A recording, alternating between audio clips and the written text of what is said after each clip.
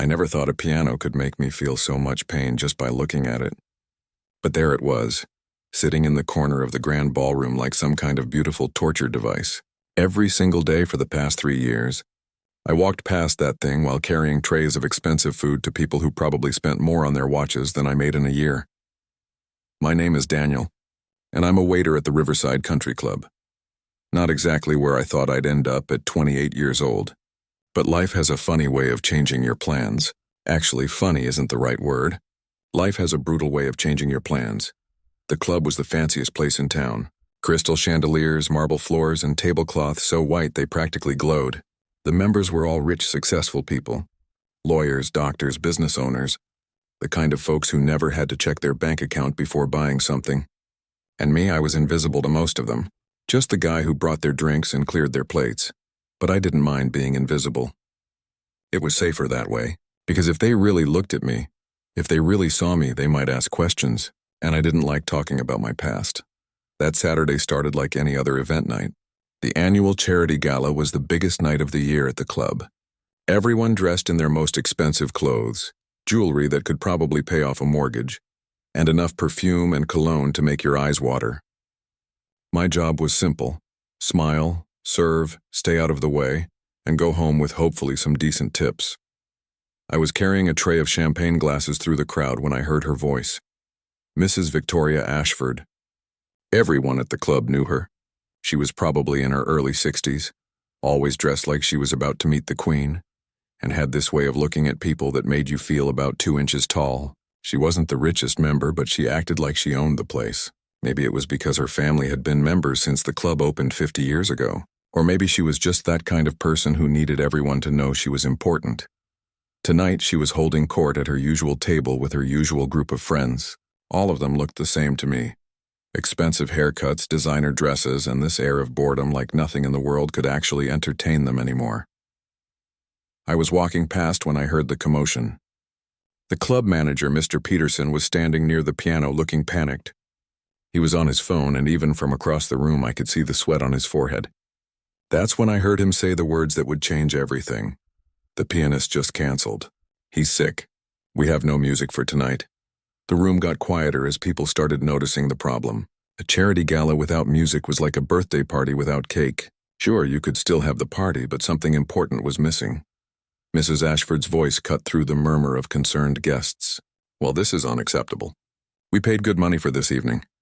Mr. Peterson was apologizing, saying he'd try to find someone, maybe play some recorded music, anything to save the night. But Mrs. Ashford wasn't having it. She'd had 3 glasses of wine, maybe 4, and she was in that mood. You know the type. When some people drink, they get happy. When others drink, they get mean. Mrs. Ashford was definitely the second kind. Surely someone here can play, she announced loudly, looking around the room like she was surveying her kingdom. That's when her eyes landed on me.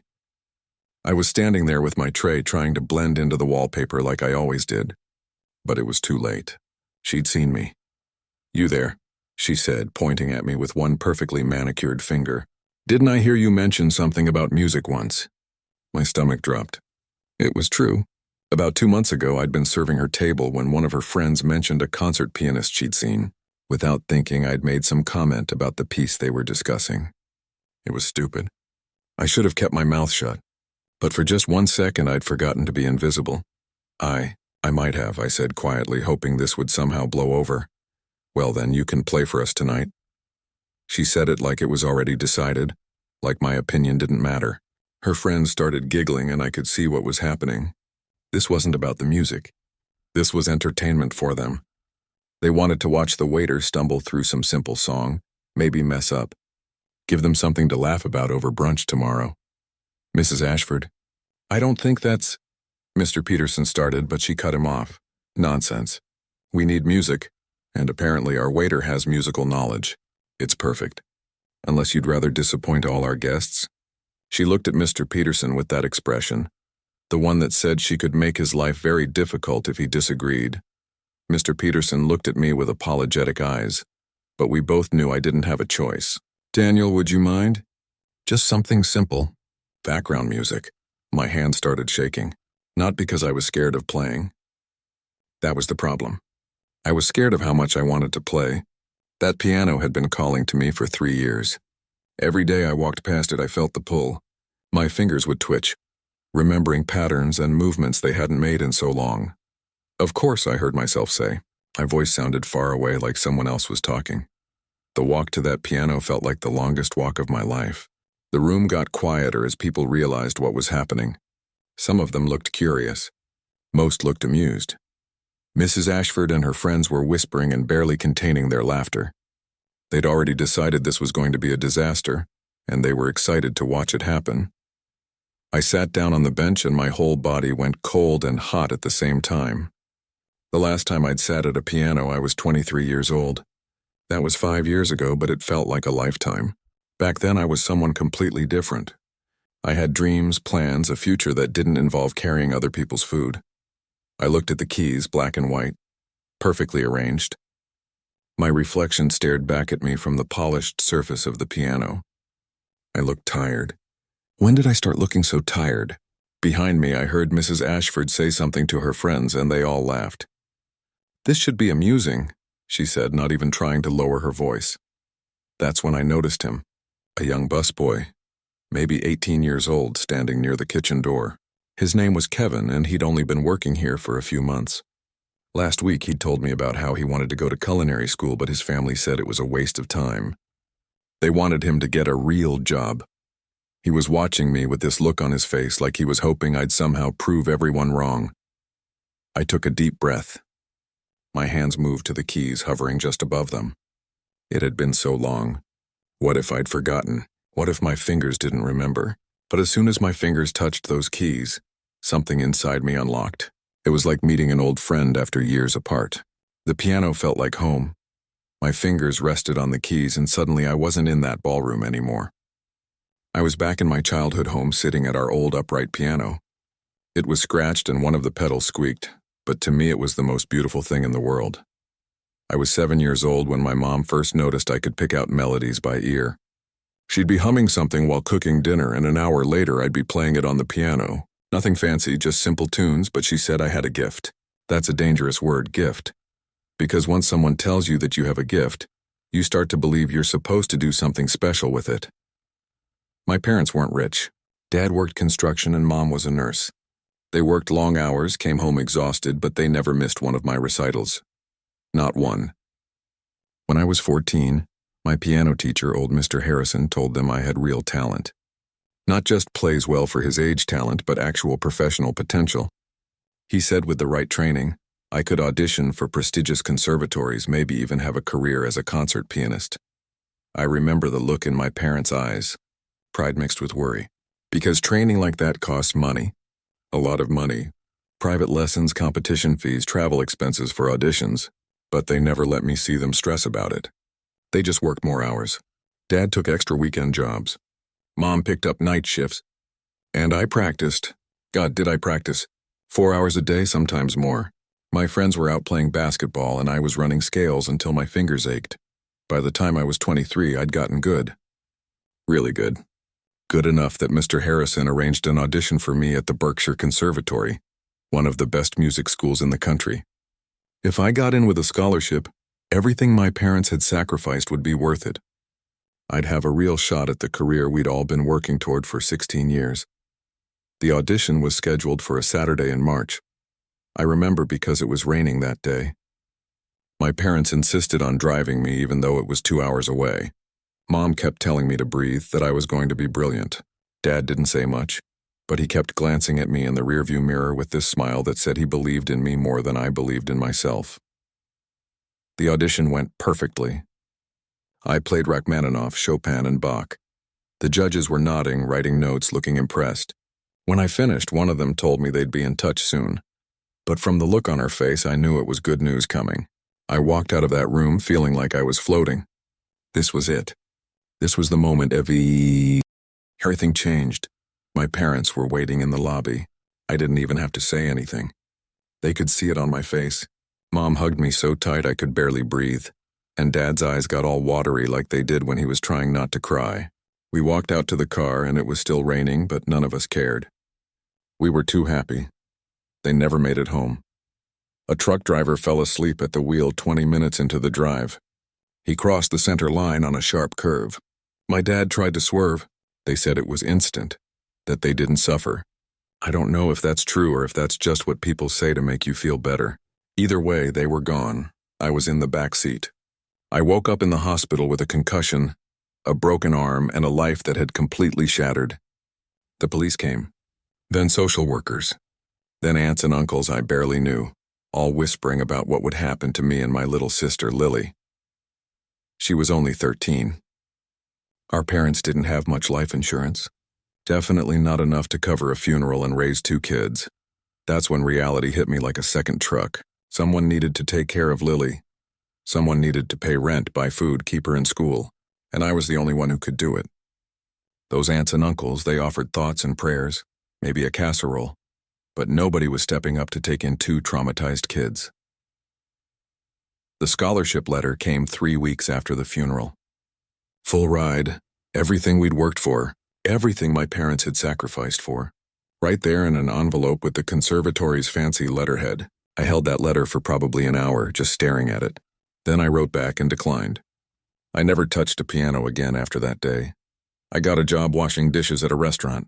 Then I became a server. Then I worked my way up to the country club where the tips were better. Every penny went to keeping us afloat. Rent, groceries, Lily's school supplies, her field trips, her braces. She needed normalcy. Needed to feel like her life hadn't completely ended even though our parents were gone. So I gave her that. I worked double shifts, smiled at rude customers, and pretended like I was fine. The only thing I didn't do was play piano. I couldn't, it hurt too much. Every time I even thought about music, I thought about that rainy day, about my parents' proud faces, about the future that died with them. I sold the keyboard we had at home because I needed the money, but also because I couldn't stand looking at it, and now here I was 5 years later, sitting at this beautiful grand piano in front of a room full of people who thought watching me fail would be entertaining. Mrs. Ashford's laughter echoed behind me. Her friends were taking out their phones, probably ready to record this disaster to share with everyone they knew. I looked down at my hands on the keys. They looked older than I remembered. There were small scars from kitchen accidents, a burn mark from when I'd grabbed a hot plate wrong. These weren't the hands of a pianist anymore. They were the hands of someone who'd given up. But then I glanced over at Kevin again, that young busboy who reminded me a little of myself at that age. He was watching me with such hope in his eyes, and I thought about Lily, who was now 18 and about to start college next year because I'd worked my tail off to save enough money. She'd gotten into a great school. She was going to have the chances I didn't get. My parents had sacrificed everything so I could have a shot at my dreams, and I'd sacrificed my dreams so Lily could have a shot at hers. That wasn't tragic. That was love. And maybe, just maybe, it was time to stop running from the one thing that had once brought me joy.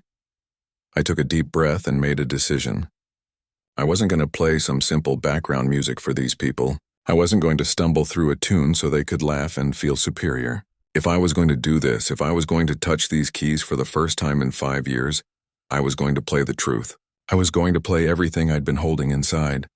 My mom's favorite piece was Chopin's Nocturne in E-flat major. She used to say it sounded like moonlight feels. When I was younger, I didn't understand what she meant. Now I did. Now I understood that some things are beautiful and sad at the same time, that you can miss something terribly and still be grateful you had it at all. So that's what I played. For my mom, for my dad, for Lily, for the version of myself that died in that car crash, and for the version that somehow survived. The first note rang out clear and pure in the silent ballroom. For a second I almost stopped.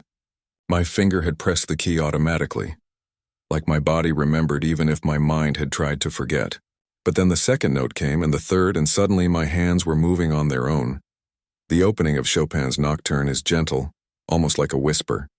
But even in that whisper, there's so much feeling. My hands found the melody like they'd been playing it yesterday instead of 5 years ago. It was strange. I thought I'd be rusty, that my fingers would stumble and prove Mrs. Ashford right. But instead, something else happened. All those years of carrying trays, of lifting heavy boxes in the storage room, of working with my hands in different ways, somehow they'd kept my fingers strong. And all that pain I'd been carrying around, all that grief and loss and sacrifice, it had somewhere to go now. It poured out through the keys. I wasn't thinking about the notes anymore. I wasn't thinking about anything. I was just feeling. Every emotion I'd locked away for 5 years came flooding back. The pride on my dad's face in that rear-view mirror, the way my mom's hand felt when she squeezed mine before the audition, the sound of Lily crying in her room late at night during those first terrible months, the weight of being 23 years old and suddenly responsible for everything. The music got louder, more intense. My fingers were flying across the keys now, hitting notes I didn't even remember practicing, but my body remembered. Every hour I'd spent at that scratched-up piano in our living room, every sacrifice my parents had made, every dream I'd buried, it was all stored somewhere in my muscle memory. Behind me, I heard something.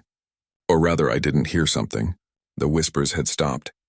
The giggles had died away. The room had gone completely silent except for the piano, but I couldn't stop to think about that. I was too deep in the music now. I transitioned into something darker, more powerful. Rachmaninoff's Prelude in C-sharp minor. It's one of the hardest pieces in the piano repertoire, full of these massive chords that make your hands stretch to their limits. It's angry and beautiful at the same time, like a storm. That's exactly how I felt. My hands crashed down on the keys for those opening chords. Boom, boom, boom. Like thunder. Like a heartbeat. Like the sound your whole world makes when it falls apart. I'd played this piece at the audition, the last time I'd performed for anyone. It felt right to play it now. The technical parts that used to give me trouble, the rapid passages where your fingers have to move faster than seems possible, they came naturally now. Maybe it was because I wasn't thinking. When you think too much, you mess up. But when you just let go and trust yourself, sometimes magic happens. I could feel sweat on my forehead. My arms were starting to ache from the intensity of the playing. But I couldn't stop. This wasn't about entertaining these people anymore. This wasn't about proving anything. This was about letting out 5 years of everything I'd been holding in. 5 years of pretending I was fine. 5 years of smiling at customers while dying inside. 5 years of walking past pianos and pretending they meant nothing to me. The Rachmaninoff built to this massive climax, and I threw everything I had into it. Every ounce of strength, every bit of pain, every memory of who I used to be and who I'd become. The piano sang under my hands like it had been waiting for this moment too, like it knew it wasn't just wood and strings and hammers. It was a voice for things too big for words. Then, just as suddenly as the storm came, it softened. The ending of the prelude is quiet, almost peaceful. Like after all that rage and pain, you find some kind of acceptance. My hands slowed down, gentler now. The final notes hung in the air like the last drops of rain after a thunderstorm. I played the last chord and let it ring out, my foot on the sustain pedal, letting the sound fade naturally. Then silence. Complete and total silence. For a moment, I just sat there, my hands still on the keys, my head bowed. I was shaking. I couldn't tell if I was about to cry or laugh or both. I hadn't realized how much I'd needed this. How much I'd needed to play again, to remember who I was before everything fell apart. Then I heard it. One person started clapping. Then another. Then suddenly the whole room erupted in applause. Not polite charity gala applause. Real applause. The kind that's loud and enthusiastic and maybe a little bit shocked.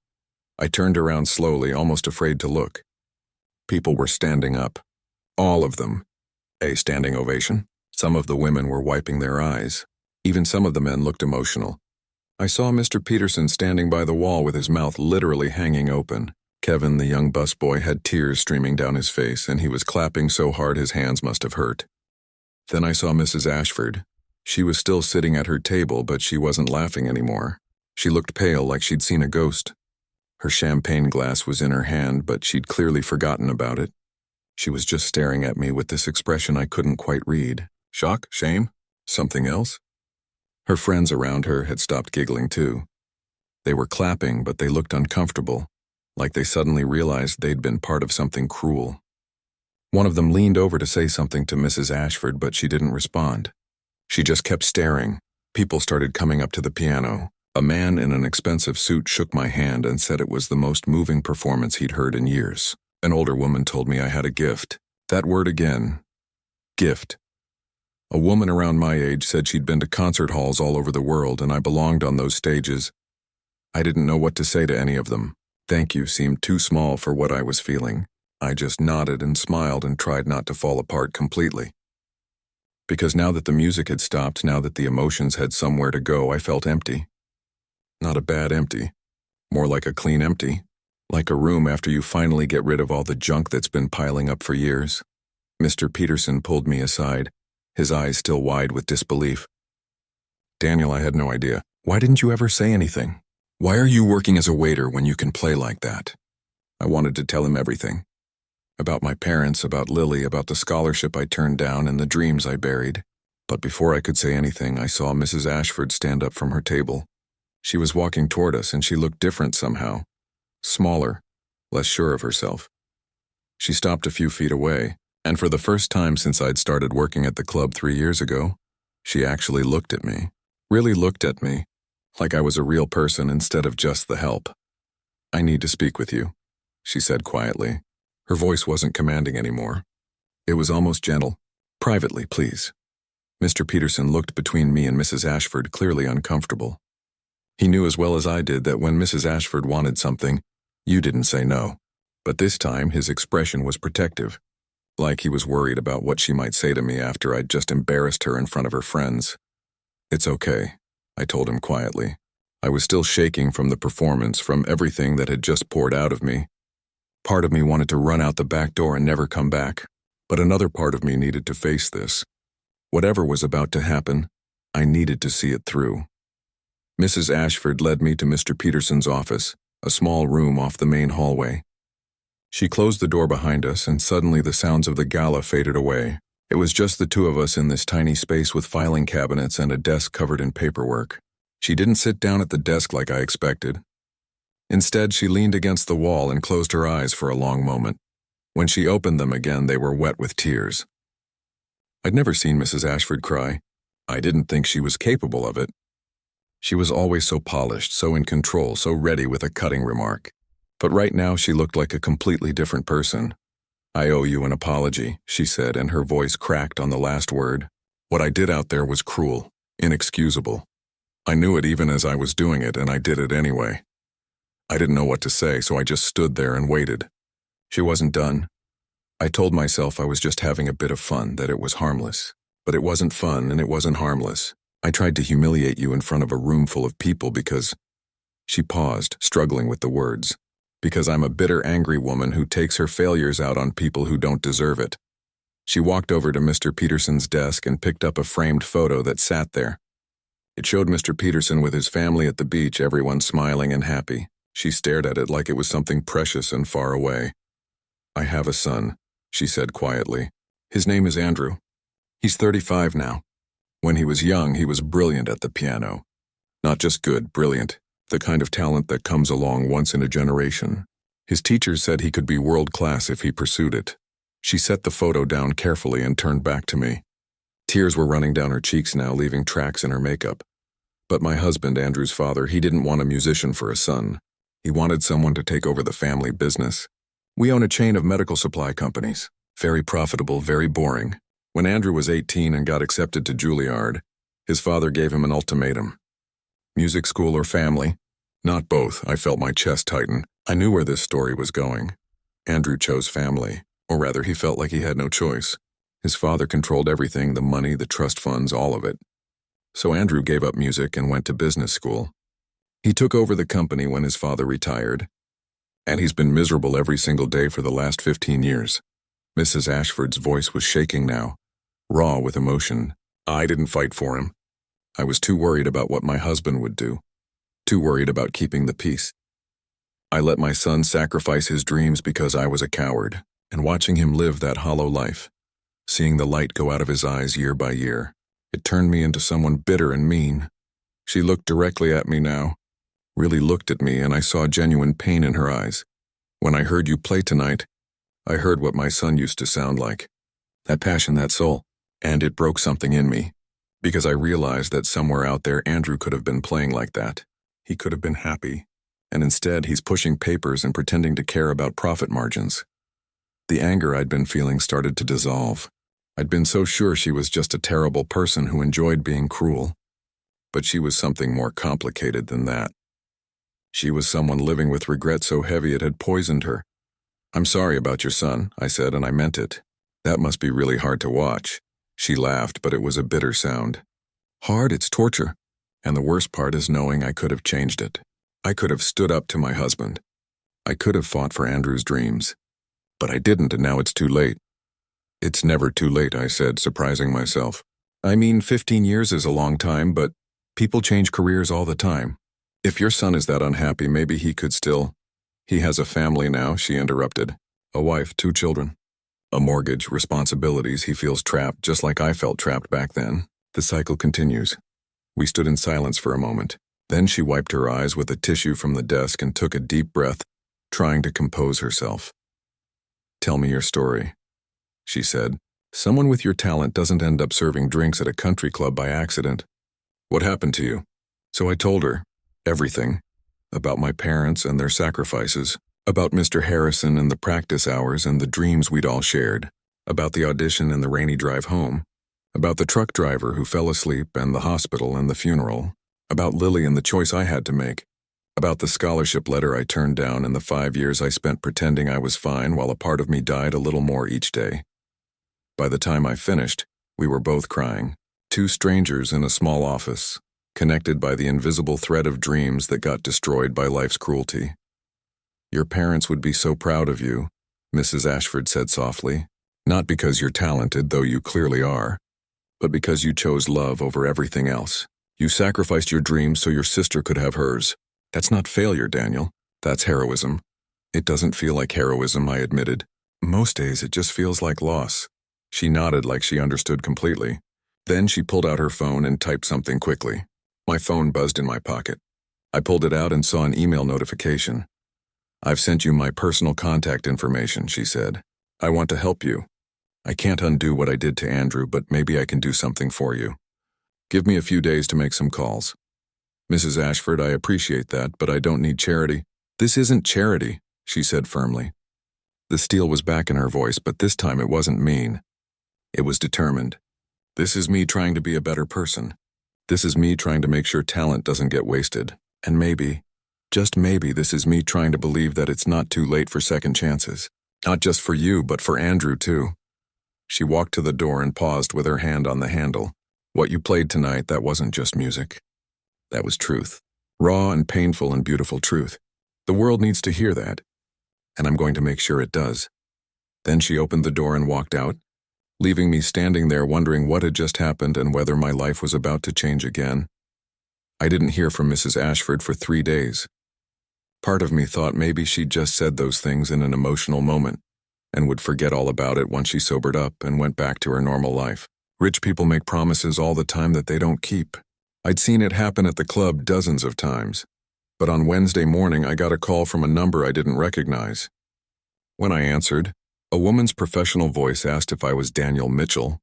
She said she was calling from the Berkshire Conservatory, the same school that had offered me that scholarship 5 years ago. My heart stopped. I actually had to sit down. She told me that they'd received a very unusual inquiry. Someone had contacted them about my audition from 5 years ago, asking if the scholarship offer could possibly be honored even after all this time. Normally, the answer would be an immediate no. Scholarships expire. Spots get filled. Life moves on. But here's the thing about that performance I gave when I was 23. Apparently, it had been legendary. The judges still talked about it. One of them had even kept my audition recording because, in her words, it was one of the finest performances she'd witnessed in 30 years of teaching. When they received this inquiry about me, they pulled my file and remembered. The woman on the phone said they wanted to offer me something.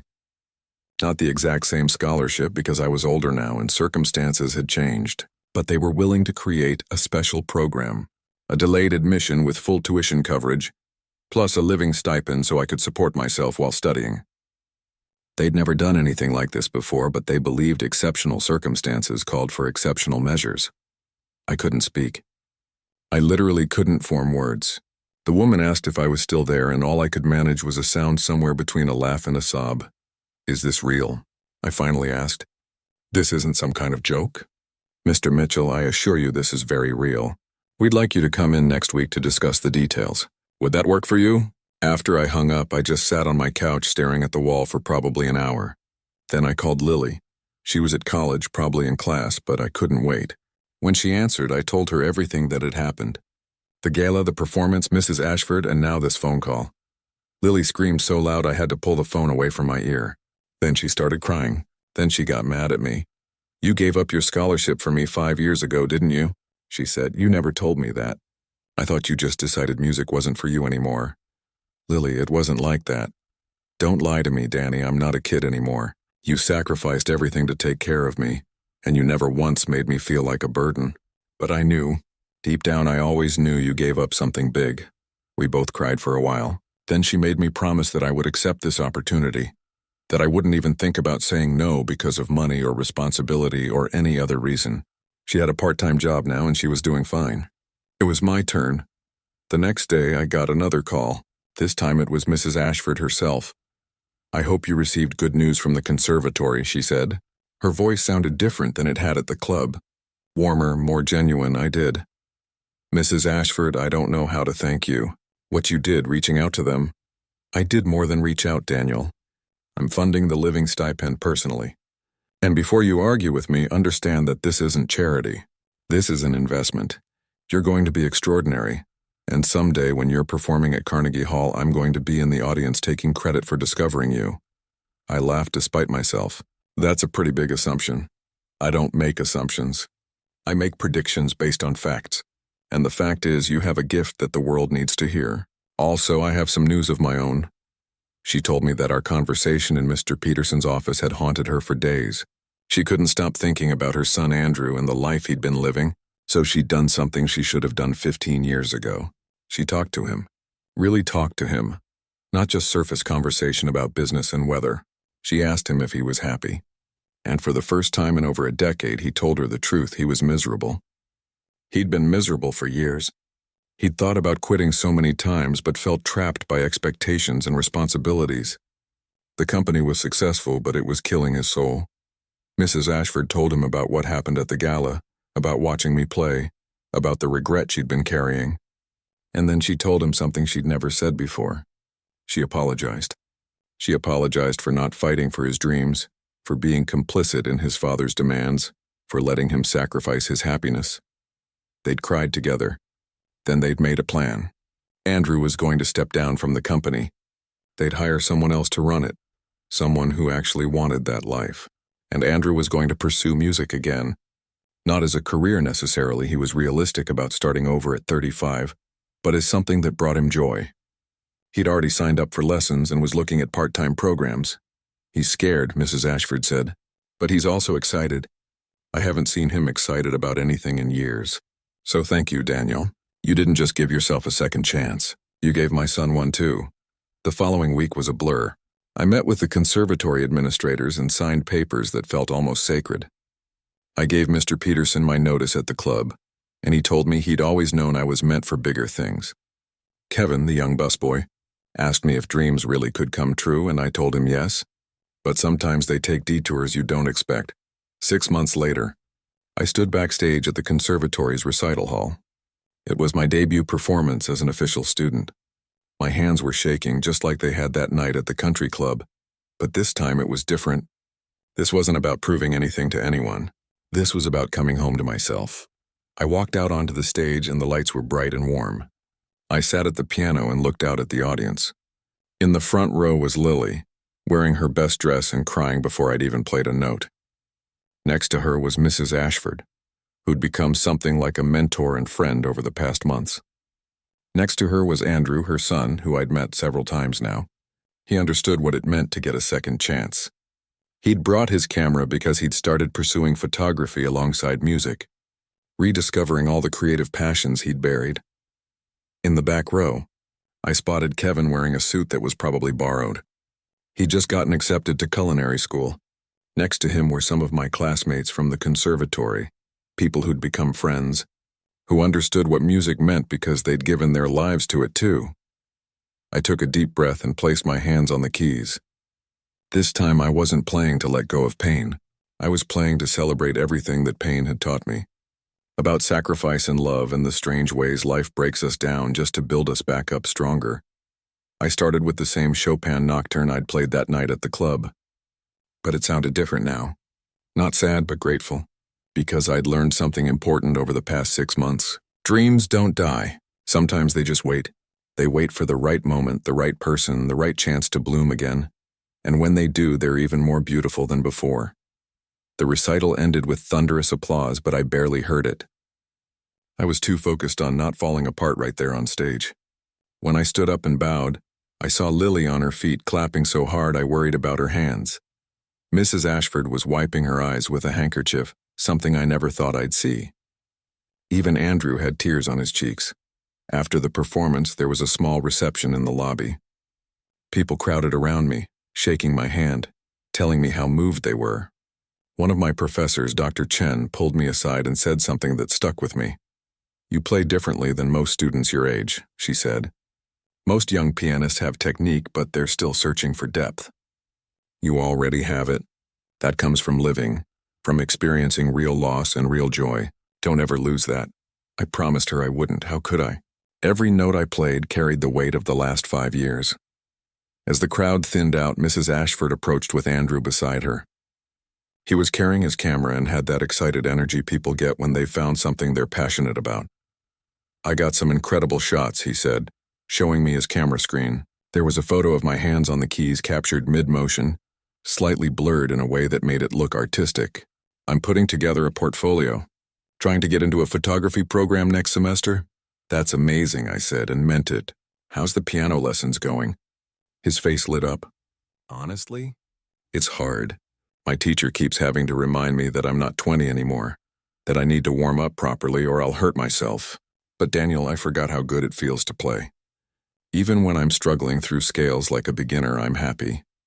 Mrs. Ashford put her hand on her son's shoulder, and the look between them was something I'd never seen at the country club. It was genuine love, free from all the performance and pretense. "We're working on rebuilding our relationship," she said quietly. "It's not easy undoing years of hurt and regret. But we're trying. That's more than we were doing 6 months ago." Lily bounced over, practically vibrating with excitement. "Danny, you were incredible. I recorded some of it on my phone. Is that okay? I want to show my roommate."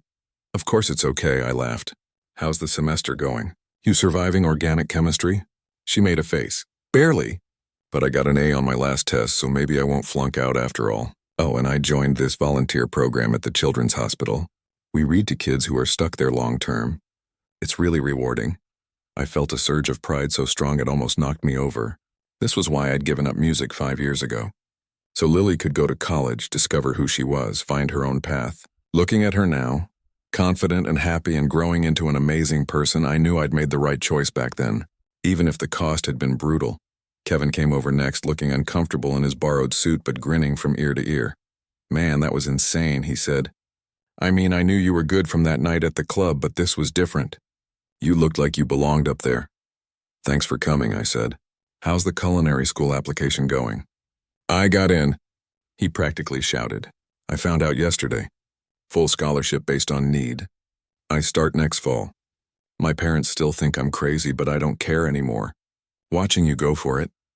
Even after everything you'd been through, it made me realize I had to at least try." This was the part nobody talks about when they tell stories about second chances. It's not just about the person who gets the opportunity. It's about everyone around them who sees that maybe, just maybe, it's possible to change your life, that you're not locked into one path forever. Over the next few months, life settled into a new rhythm. I spent my days in practice rooms, my fingers remembering complicated passages that I thought I'd forgotten. I took music theory classes with students 10 years younger than me, and at first I felt awkward and out of place. But then I realized my age was actually an advantage. I'd lived enough life to understand what the music was really about. Mrs. Ashford became an unexpected presence in my life. She'd show up to my practice sessions sometimes, sitting quietly in the back of the room. At first it made me nervous, but then I realized she just wanted to be around music again, to remember what it felt like when Andrew used to play. One afternoon, she brought coffee, and we sat in the conservatory's courtyard talking. She told me more about her marriage, about how her husband had been so controlling that she'd lost herself trying to please him. He'd passed away 2 years ago and she was still figuring out who she was without him. "I wasted so many years being the person he wanted me to be," she said, staring into her coffee cup. "I was so focused on maintaining appearances, on being the perfect society wife, that I forgot how to be human. That's why I became so cruel. Hurt people, as they say. You're not that person anymore, I told her. I've seen you change. That takes courage. She smiled sadly. I'm trying. Some days are harder than others. My old friends from the club, they don't know what to make of the new me. I'm not as fun at parties when I'm not making cutting remarks about the staff. Maybe you need new friends, I suggested. Maybe I do. She started volunteering at a community music program, teaching piano to kids who couldn't afford lessons. Andrew joined her, helping with photography for the program's promotional materials. They were rebuilding their relationship one note at a time, one photo at a time. It wasn't always smooth, but it was real. Meanwhile, Lily came to visit whenever she could. She'd sit in on my practice sessions, doing her homework while I played. Sometimes she'd fall asleep in the chair, exhausted from late-night studying, and I'd keep playing softly so I wouldn't wake her. Those were some of my favorite moments. Dr. Chen started entering me in competitions. Small ones at first, then bigger ones. I didn't always win, but I was getting noticed. People in the classical music world started knowing my name. A few even knew my story, about the scholarship I'd turned down and the 5 years I'd spent away from music. One judge told me after a competition, "Your playing has a maturity that's rare.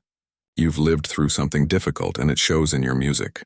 That's not something you can teach." Kevin graduated from culinary school and got a job at a nice restaurant downtown. He'd text me pictures of dishes he'd created, and I could see the same joy in his food that I felt in my music. He'd found his thing. Andrew's photography portfolio got accepted into a competitive program. He was older than most of the other students, but like me, he'd discovered that starting late didn't mean starting wrong. It just meant bringing more life experience to your art. And Mrs. Ashford? She was different now, softer, more real. She'd lost some of her old social circle, but she'd gained something more valuable. She'd gained herself back. And she'd gained a relationship with her son that was built on truth instead of obligation. One evening, about a year after that night at the country club, we all gathered at a small restaurant to celebrate. Lily, Mrs. Ashford, Andrew, Kevin, and me. An unlikely group brought together by one moment of cruelty that somehow transformed into grace. Mrs. Ashford raised her glass. "To second chances," she said, "and to the courage it takes to claim them." We all clinked glasses, and I looked around the table at these people who'd become my family. Life had broken all of us in different ways, but somehow we'd helped each other heal. That night at the country club, Mrs. Ashford had tried to humiliate me. Instead, she'd accidentally given me back the most important part of myself. And in doing so, she'd found herself again too. Sometimes the worst moments lead to the best transformations. Sometimes cruelty cracks open a door that reveals something beautiful underneath. Sometimes all it takes is one person being brave enough to show who they really are, and suddenly everyone else finds the courage to do the same.